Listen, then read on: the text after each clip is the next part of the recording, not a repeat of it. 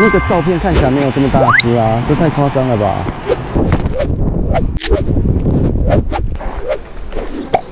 嗨，大家早安！今天有9周18天的第几天我忘记了。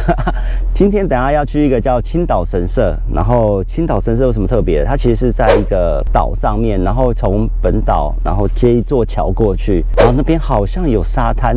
我看起来查的资料，它有点像是夏威夷那种感觉的风光。然后再来是另外一个叫做紫园神社，特别的地方是我查之后，它是一个在洞穴里面的神社。那我们去看看吧，走。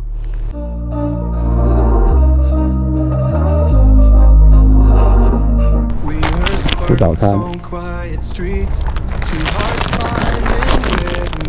我这几天好像因为不晓得是因为感冒太累还是流感，然后有吃了药，可是我现在发现有很多东西都觉得很难吃，我不晓得是他们东西变难吃，还是我的味觉产生问题。像前几天去有一间那个算连锁店吧，可是它的炸鸡好难吃哦，好硬哦。然后昨天我去吃涮涮锅，然后我也觉得一下就吃不下了，也没有到很好。昨天是一样去Lawson买的炸鸡，也不好吃。我觉得那味道是完全不一样的，应该不是我嘴巴的问题。现在日本人的原型，我觉得好像没有以前我们所认为的那么多所以东西开始会不是那么精致，不是那么好吃，甚至也会有点随便，跟以前想象中的日本人不太一样。I've been up since 3, scrolling back where we used to be. Have truths in this late night chat, both of us knowing what it like that. Funny how we talk like we're fine, but your name still lives in my mind. 我现在找到了一间叫做牡蛎小屋。既然都取名这什么阿鱼丝牡蛎小屋的名字，我这么爱吃牡蛎，一定要来试试看。那我们去吃看看吧。可是不得不说，这边的房子建筑，因为我去过夏威夷嘛，氛围跟建筑都有点像夏威夷的感觉，然后有一种海边风光的感觉。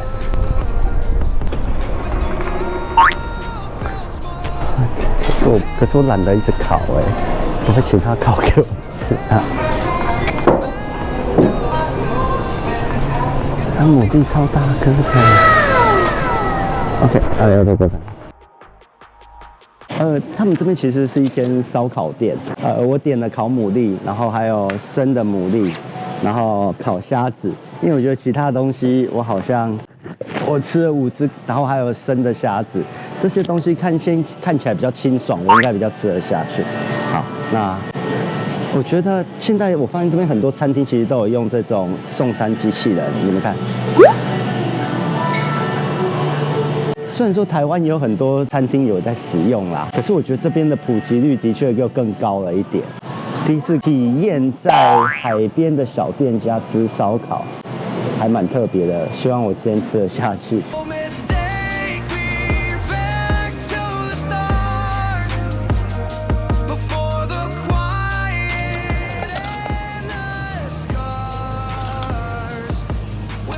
跟大家分享一个烤牡蛎的小诀窍，千万不要用这个头的地方对着自己，因为它如果开水的话，你就喷上来，你就被喷到。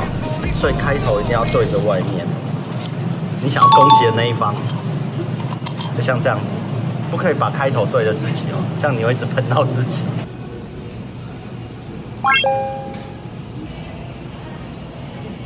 生虾超好吃的。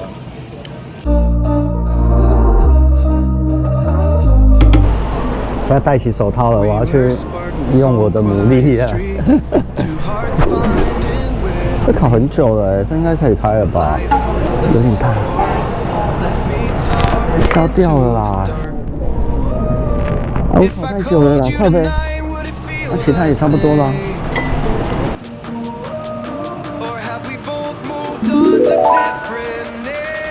好，我现在吃完了牡蛎小屋，我觉得很新鲜啦。其实你硬要说它是什么美食，你也很难。我们现在要去那个青岛神社了，而且它这边停车是免费的，就当做有赚到一些停车费吧。那我们去看看吧。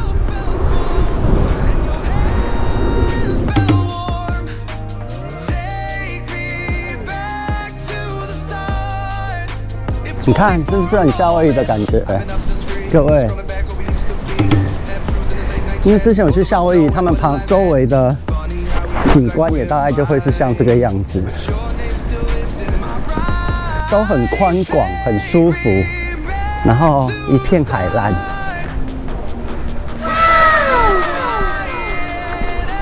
看到吗？这就是我们要过去的青岛神社。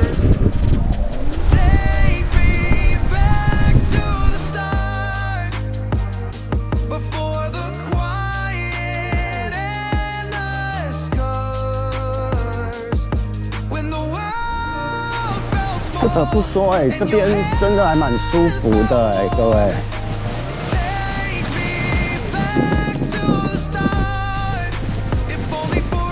这边其实蛮适合带狗狗来散步的。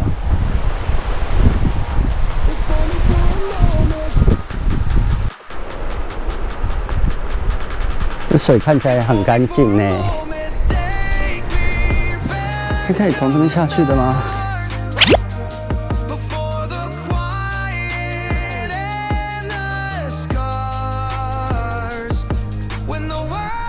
看来我们要往那边移动，走，我们去看看。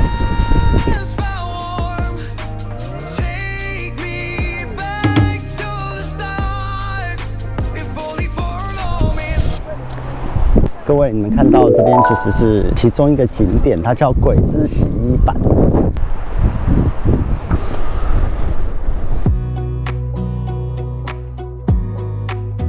是很适合带狗狗来散步的，那有狗狗。Wanna clear a bottle of Cabernet. Wanna stay home, not even drink. Wanna get out of my own head. Wanna lay down, overthink. I wanna cry every tear I got. Put on. 那大家看了这看板，是不是有点疑惑？那我大概解释一下，青岛神社它其实供奉的是三性燕。其实，在传说当中，海信燕跟三性燕他们是兄弟。海信燕它擅长打鱼，在海中从事一些狩猎活动；三性燕擅长的是山上。那可是有一天，他们就两个人交换说。两个交换擅长的狩猎之后，然后对三性燕就去海里打鱼啦，就不小心把他的鱼钩，他哥哥借他的鱼钩弄掉了，然后三性燕就把他的自己的刀子弄掉，做了好几百个鱼钩，他哥就是不要，海信燕就说他不要。然后后来他就在海边很伤心的时候，他就被带到龙宫去。到龙宫之后就认识了丰玉姬，这边是他跟丰玉姬相遇的地点。所以青岛神社其实是三性燕跟丰玉姬相遇的地方。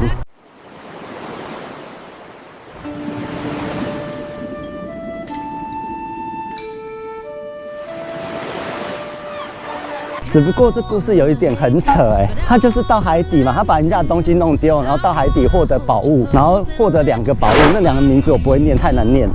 对，然后结果他回来，他哥就对他攻击，就是很不爽啊，你把我鱼钩弄丢了，然后结果他就用那2个宝物反击，然后导致他哥海信燕就对他屈服，这什么鬼啊？好了，那我们继续看吧。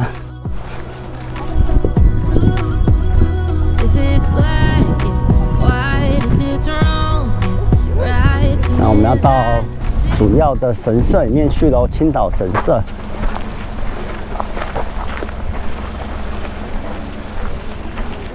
日向神神话馆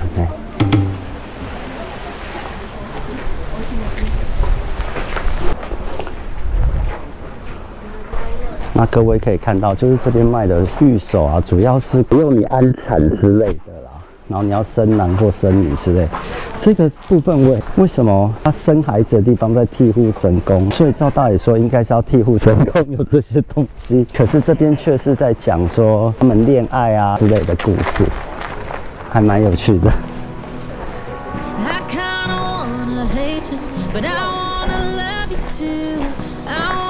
鸭舅公。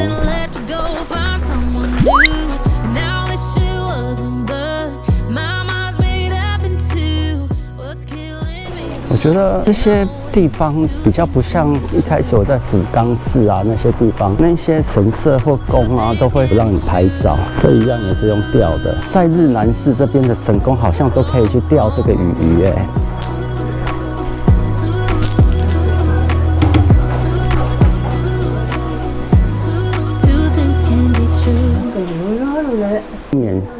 不免俗的，我还是要来抽个签。不过这边好像主要是姻缘类。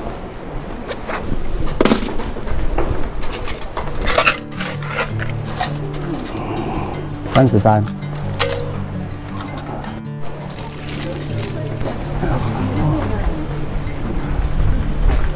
会嘛？我觉得很酷哎，大家看。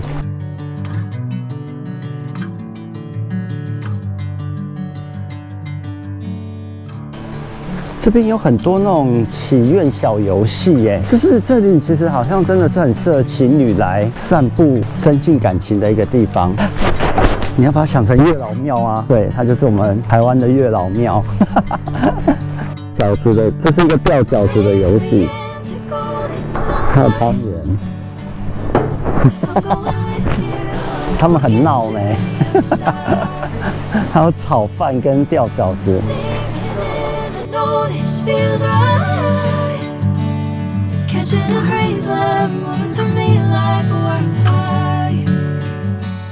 我买了一个丰裕基跟三星宴他们的原节产品，果冻吧。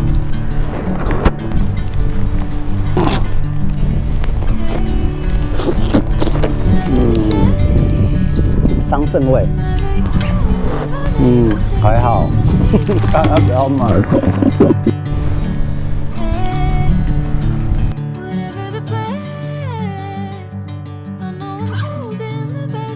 青岛神社这个岛啊，其实绕一圈是大概15分钟，可是我觉得其实可以不用走后面这一段，因为这里风很大。逛完青岛神社，接下来我们要去另外一个叫紫园神社，这个好像比较远一点点，好，我们等下去看看吧。另外这边也有一个卖商品的地方，这是马卡龙哎，还蛮好看的。这里蛮多东西，看起来还蛮好买的哎，纪念商品类的，这好可爱哦。他卖的东西其实也都很有夏威夷的风，就是很美的盘子哎。青岛的酒，买了一个果汁来喝喝看。这有点像是各位知道神眉吗？神眉的其中一集的故事当中的一个人偶哎。他半夜会会动起来跑步，边看书。平日来逛真的还蛮舒服的哎。你们看，原来青岛神社的停车场是需要费用的。那如果大家想要省一点钱的话，可以跟我一样往前面一点，然后就可以到我刚刚那个牡蛎小屋。那边平日是免费的哦，假日才需要收钱，所以假日就回来停这里就好。然后牡蛎小屋是免费。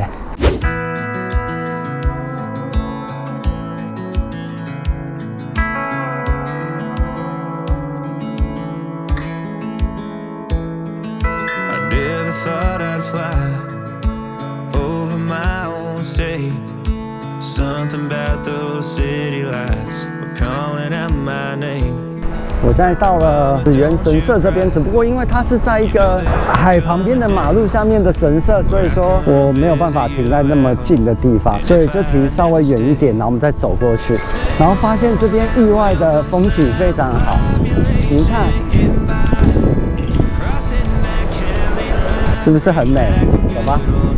往那边走过去，而且刚刚我有看到有一个学校，然后有小学，还有小朋友，然后真的是日本的少年少女的感觉。我觉得这种淳朴的村庄，感觉氛围特别的好。那我们去看看吧。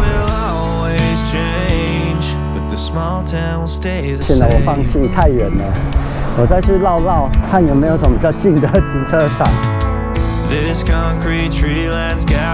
边真是个美丽的小渔村呢。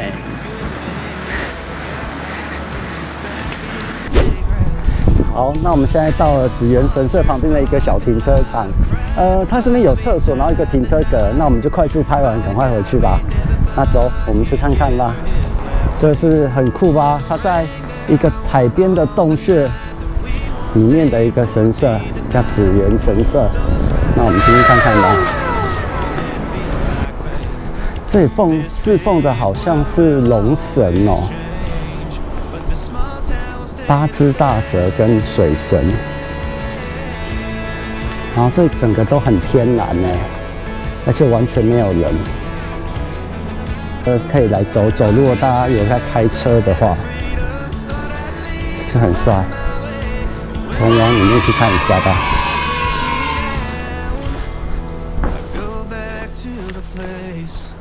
然后这边还有一条路可以走，你去看看吧。哦，这好像是街道刚刚外面的道路。这边的岩石其实也很特别，你看，哦，太可爱。